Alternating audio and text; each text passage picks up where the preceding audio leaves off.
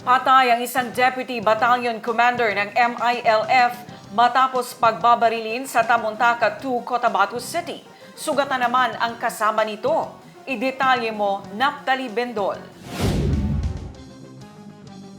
Dead on arrival sa ospital ang 47 anyos na si Haji Nuruddin Alipulo Mama, isang negosyante at residente ng Semba, Dato din Sinsuat, Maguindanao del Norte, ayon sa report ng Cotabato City PNP. Isang Deputy Battalion Commander ng MILF ang biktima at nagtamo ng tama ng bala sa iba't ibang bahagi ng kanyang katawan. Sugatan naman ang kasama nito na si Esmael Zainuddin Balabagan, 33 anyos na residente ng Dinaig, Dato din Sinsuat.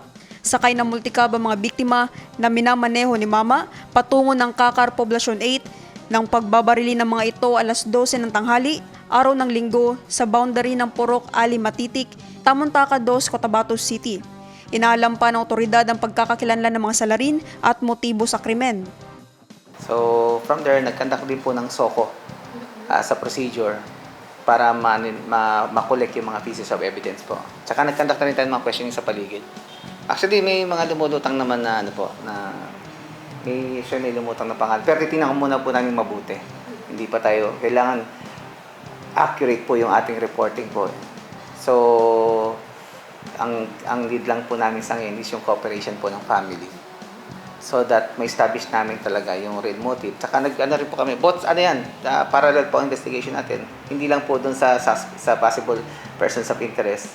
That includes din po doon yung ating mga victim. May victim profiling din tayo. Hindi po taga Cotabato, kundi sa other provinces po na kung saan dito lang po siguro nagkaroon ng opportunity. Siguro nag-relax dito. So doon po yung nagkaroon ng pagkakataon sila.